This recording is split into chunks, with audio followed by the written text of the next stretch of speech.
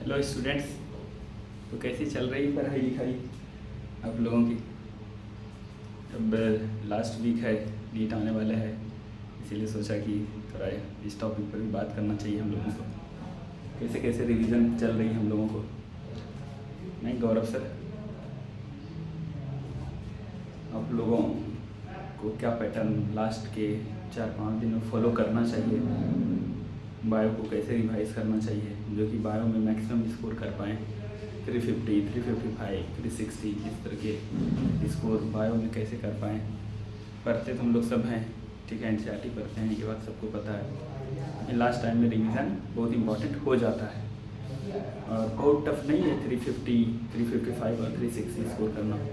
अगर हम कर सकते हैं साधारण पढ़ करके, लेकिन मेहनत करना पड़ेगा। लास्ट टाइम में थोड़ा सा वो रहना पड़ेगा एक्टिव। बायो सब समझ में तो आया हुआ रहता है, लेकिन बायो में कुछ लर्निंग वाला फैक्ट भी रहता है, तो एक बार आपको पलटना पड़ेगा। लास्ट टाइम में सारा चैप्टर का सारा पेज एनसीईआरटी पलटना पड़ेगा। तो उसके लिए क्या सीक्वेंस हम लोगों को फॉलो करना चाहिए जो कि हम लोग माइंड में रखेंगे, 350 प्लस हम लोग इस नीट में कर पाएँ। तो सारे चैप्टर के लिए कुछ सीक्वेंस बना लेना चाहिए हम लोगों को, वेटेज वाइज, कि जिसका ज़्यादा इंपॉर्टेंट है, जहाँ से ज़्यादा क्वेश्चन आते हैं पहले उसको रिवाइज करें। उस हिसाब से जो कि 4-5 दिन लास्ट वीक में आ गए हैं, तो 5-6 दिन बचा हुआ है, उसमें कौन कौन सा टॉपिक आप लें, कौन कौन सा यूनिट आप लें जो कि उसको रिवाइज करें उस सीक्वेंस। अगर हम देखें तो अकॉर्डिंगली आप ले सकते हो। जैसे कि देखो, पहले दिन आप लोग पढ़ सकते हो क्या, जैसे ह्यूमन फिजियोलॉजी ले लेते हैं। एक दिन में ह्यूमन फिजियोलॉजी पढ़ते हैं जिसमें वो आपके आ जाएंगे 5-6 चैप्टर क्लास 11 के लास्ट वाले, और sir breathing and exchange of gases, body fluid circulation, फिर excretory products and their elimination, फिर आ जाएगा आपका लोकोमोशन, फिर neural control and chemical coordination and integration. ये ह्यूमन फिजियो। साथ में ये क्लास 12 का ये पोर्सन जिसमें कि एक छोटा चैप्टर माइक्रोब्स से ह्यूमन वेलफेयर आ जाता है और ह्यूमन हेल्थ एंड डिजीज आ जाएगा। ये यहाँ पर से आ जाएगा। तो ये 2 चैप्टर यहाँ से और यहाँ का 5-6। तो एक दिन में हम लोग टारगेट रखें कि जो भी 5 घंटा, 6 घंटा, 7 घंटा रहे उसको फटाफट सब स्टार्टिंग एक बार में देख लें। तो फिर दूसरे दिन आप ऐसे टारगेट देख सकते हो कि प्लांट फिजियो ले लेते हैं और उसके साथ में सेल वाला यूनिट ले लेते हैं। तो प्लांट फिजियो में 3 चैप्टर आप देख लेंगे, फोटोसिंथेसिस, रेस्पिरेशन और प्लांट ग्रोथ एंड डेवलपमेंट। उनके साथ में सेल वाले यूनिट से भी 3 चैप्टर आपको देखना पड़ेगा। सेल देखना पड़ेगा, द यूनिट ऑफ लाइफ, उसके बाद आपको सेल साइकिल, सेल डिवीजन और बायोमॉलिक्यूल्स वाला पोर्शन देख लेना चाहिए। ये हो गया। दूसरे दिन को प्लान आप इस तरह से कर सकते हो। तीसरे दिन का प्लान आप लो 12th का इंपॉर्टेंट, जिसका वेटेज बहुत ज़्यादा होता है, ठीक है, जेनेटिक्स एंड इवोल्यूशन, उसके साथ में रिप्रोडक्शन वाला। तो इसमें भी 3 चैप्टर आपके आ जाएंगे, principle of inheritance, variation, molecular basis of inheritance और उसके साथ इवोल्यूशन। फिर रिप्रोडक्शन वाले में 3 आ जाएंगे, रिप्रोडक्शन वाले में 3 में आ जाएंगे sexual reproduction in flowering plants, human reproduction and reproductive health. और फिर जो है आप ले सकते हो, ये तीसरा दिन हो गया। चौथे दिन में बायोटेक और इकोलॉजी ले लो। बायोटेक बहुत बड़ा चैप्टर नहीं होता है, लेकिन कि क्वेश्चन यहाँ से अच्छे वेटेज रहते हैं, इसलिए ये बहुत इंपॉर्टेंट हो जाता है। इकोलॉजी में भी आपका 3 चैप्टर आ जाएगा, ऑर्गेनिज्म पॉपुलेशन, इकोसिस्टम और बायोडाइवर्सिटी।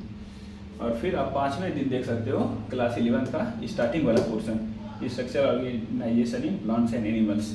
इसमें एनिमल टिश्यूज पढ़ेंगे, कॉकरोच पढ़ेंगे आप, और उसके बाद फिर प्लांट में मॉर्फोलॉजी और एनाटॉमी देखेंगे। और उसके साथ में आप देख लेंगे लिविंग वर्ल्ड वाला चैप्टर, लिविंग वर्ल्ड यूनिट वाला। इसमें लिविंग वर्ल्ड आ जाएगा चैप्टर में 1 में, लिविंग वर्ल्ड क्लास 11 का आ जाएगा, बायोलॉजिकल क्लासिफिकेशन आ जाएगा, और दोनों किंगडम आ जाएगा, प्लांट किंगडम और एनिमल किंगडम आ जाएगा।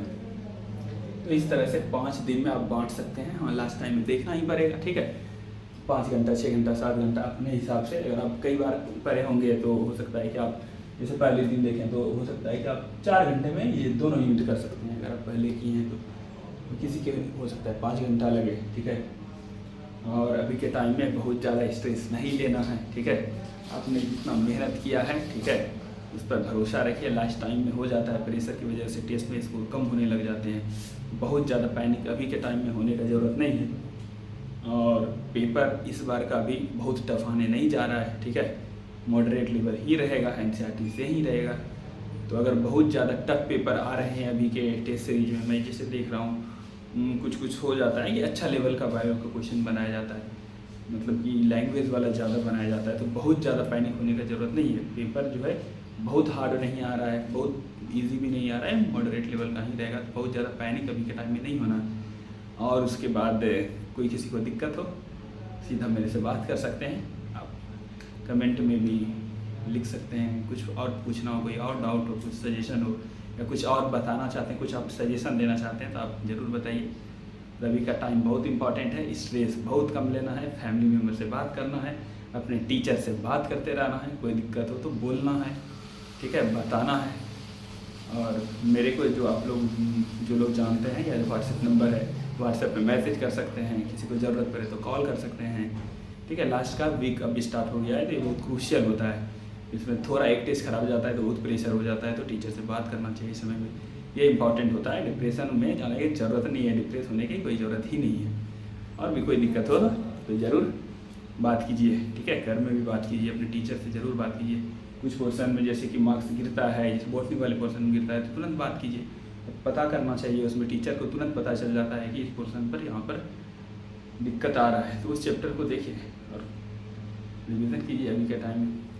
इतना ही बोलूँगा। और कुछ सजेशन देना हो या कुछ और हेल्प का ज़रूरत हो तो हमें आप ज़रूर बताएं या लिखें। Thank you.